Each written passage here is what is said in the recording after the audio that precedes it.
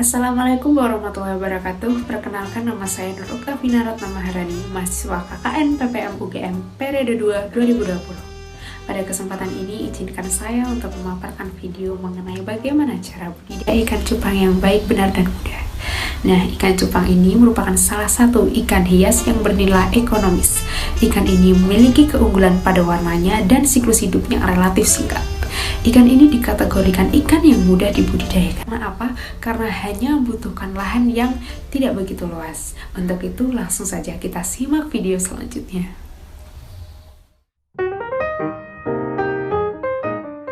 Sebelum melakukan proses budidaya, alangkah baiknya siapkan bahan terlebih dahulu. Nah, bahan-bahan yang perlu dipersiapkan diantaranya, yang pertama, sepasang ikan cupang, yang kedua, wadah pemijahan, yang ketiga, toples atau botol bekas transparan, yang keempat, plastik bening, yang kelima, kardus atau tutup wadah pemijahan, yang keenam, kolam pembesaran.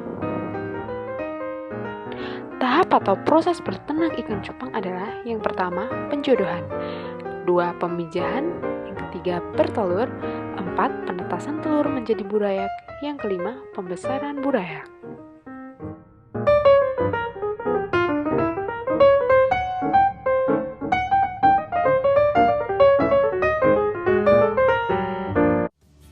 Oke, langsung aja caranya. Kita taruh pejantan di dalam wadah.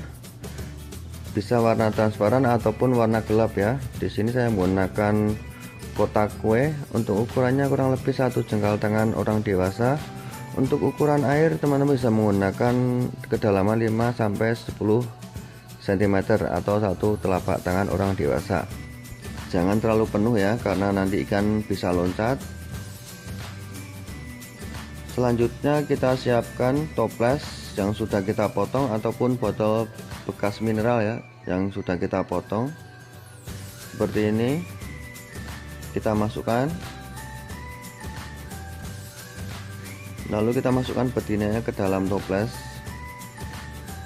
Ini adalah tahap penjodohan teman-teman. Kita lakukan selama 1 hari.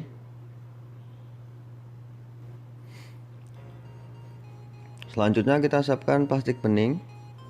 Kenapa plastik bening? Karena nanti biar teman-teman tahu sudah ada telurnya atau belum ya. Yang pertama prosesnya adalah nanti pejantan akan menyiapkan gelembung atau busa ke plastik bening ini ya. Lalu bila betina sudah bertelur, maka telurnya akan ditempelkan di dalam gelembungnya. Jadi ini sangat cocok untuk pemula. Kita lakukan selama 1 hari ya. Waktu melepasnya juga sore hari. Setelah itu kita akan tutup.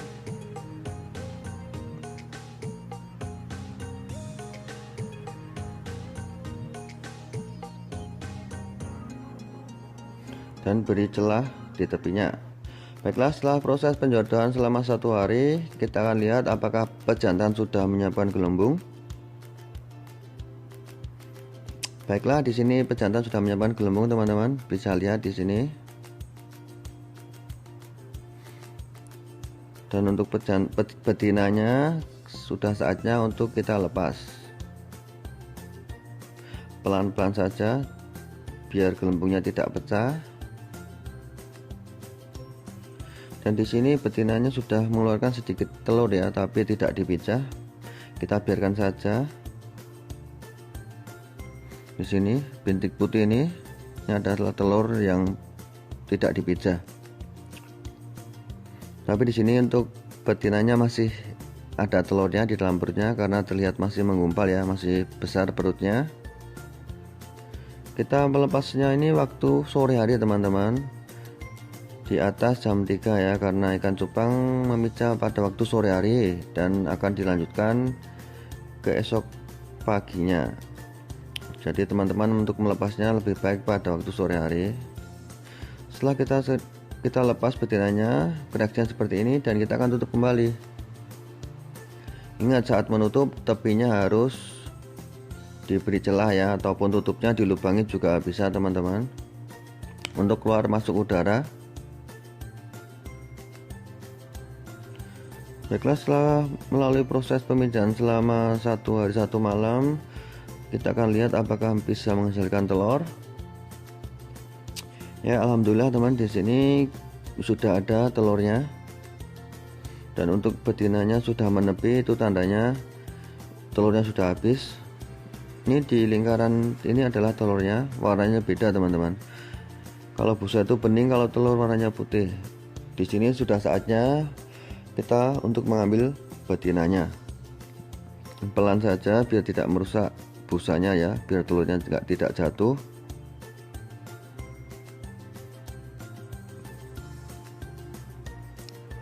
Lalu kita taruh betinnya di obat biru. Teman-teman bilang tidak punya obat biru, bisa menggunakan daun ketapang juga, menggunakan garam ikan. Bertujuan biar luka-lukanya cepat sembuh dan tidak terinfeksi. Nah, di sini telurnya. Telur ini akan menetas selama 1 hari 24 jam teman-teman. Jadi kita akan biarkan selama proses ini. Kita harus biasa kita beri pakan ya, 2 kali sehari. Kita beri pakan rutin, karena kalau kelaparan justru pejantan bisa memakan telurnya. Teman bisa lihat di lingkaran merah itu adalah telurnya. Baiklah, kita akan tutup lagi dan kita akan diamkan selama 24 jam. Ingat, beri celah di tepinya. Oh ya, di sini kita akan siapkan dulu. Setelah berhasil menghasilkan telur, kita akan siapkan kolam pembesarannya, teman-teman. Di sini caranya, kita tuangkan air di wadah, lalu garam ikan kita aduk hingga larut. Di sini saya menggunakan kolam styrofoam, teman-teman. Lalu kita tuang, kita aduk sebentar. Lalu selanjutnya kita masukkan daun ketapang kering. Di sini bisa kita sobek, bisa kita tekuk, ataupun lembaran seperti ini kita masukkan juga bisa. Kita taruh agak banyak dulu, nanti setelah warnanya sudah menguning kita kurangi daun ketapangnya. Itu caranya teman-teman. Dan di sini saya juga menambahkan tanaman air. Di sini untuk saya tanamannya menggunakan sirih gading. Sirih gading ini bisa hidup di darat ataupun di air. Teman-teman bisa mendapatkan di tanaman ikan hias. Baik, setelah itu kita akan lihat apakah telur sudah menetas.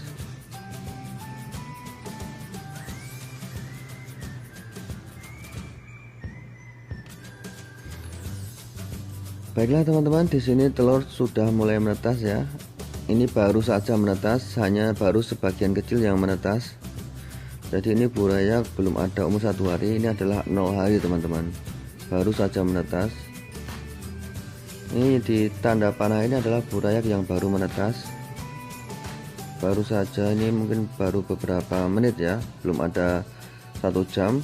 Dan ini ada telurnya, di lingkaran ini ada telurnya, masih banyak yang belum menetas. Dan sepertinya pejantannya terganggu teman-teman, jadi secepatnya harus kita tutup kembali ya. Semoga teman-teman bisa membedakan ya antara telur dan busa. Jadi seperti ini, dan kita akan tutup kembali karena pejantannya terganggu. Dan kita akan lihat keesokan harinya. Ingat, tepinya diberi celah ya. Ya, baiklah, setelah 1 hari kemudian kita akan lihat teman-teman.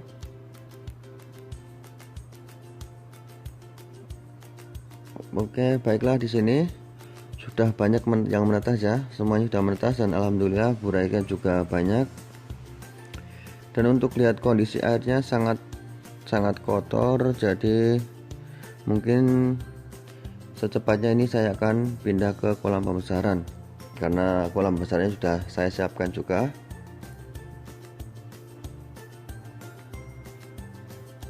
Seperti ini buraya umur 1 hari teman-teman. Mereka belum bisa berenang. Peran pejantan di sini sangat diperlukan untuk mengambil buraya yang jatuh dan menempelkan ke gelembung-gelembungnya. Jadi seperti ini.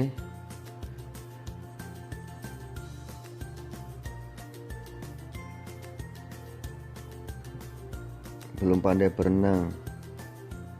Dan saatnya kita akan tutup kembali. Untuk pakan tetap rutin, sehari 2 kali. Jangan lupa tetap dikasih pakan seperti biasa.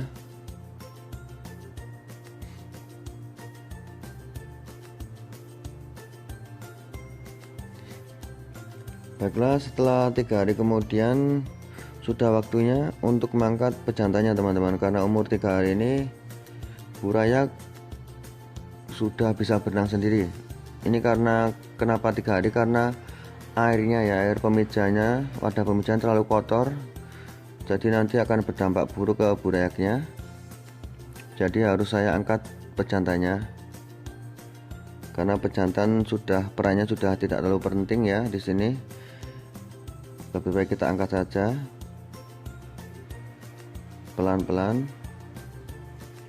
Dan di sini adalah pejantan marble ya, plakat marble. Awalnya seperti blue rim, setelah mutasi menjadi ngeblok seperti ini, biru keabu-abuan. Dan di sampingnya adalah betinanya. Betinanya saya menggunakan betina half moon teman-teman. Dan alhamdulillah bisa berhasil. Dan di sini saatnya kita menaruh burayaknya ke kolam pembesaran. Caranya kita sesuaikan suhu airnya dulu. Harus disesuaikan teman-teman, karena burayak ini sangat rentan mati ya. Kita taruh seperti ini kurang lebih, kalau saya lihat sekitar 5 jam teman-teman, biar benar-benar suhunya sama ya.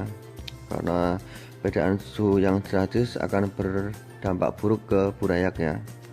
Maka burayak akan banyak yang mati.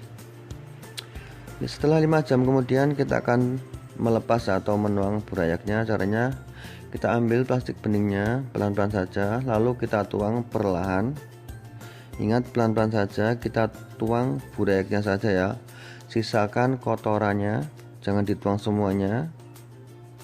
Nanti bila ada burayak yang tertinggal di wadah pemijahan, kita bisa menggunakan sendok untuk mengambilnya. Dan untuk kotoran yang ngikut di kolam pembesaran, kita bisa ambil menggunakan serotan ataupun selang teman-teman. Oke, setelah sesaat kemudian sudah saya bersihkan untuk kotorannya. Jadi seperti ini hasilnya teman-teman, bisa lihat. Silahkan simak untuk videonya, semoga bermanfaat teman-teman. Jangan lupa tekan subscribe dan tanda lonceng di bawah video ini. Hal-hal yang harus diperhatikan saat berternak ikan cupang adalah: yang pertama, tutup harus diberi celah atau lubang untuk keluar masuknya udara. Yang kedua, beri pakan rutin seperti biasa 2 kali sehari. 3, yang paling penting adalah saat proses pemijahan berlangsung, si ikan jangan sampai terganggu suara gaduh ataupun goncangan.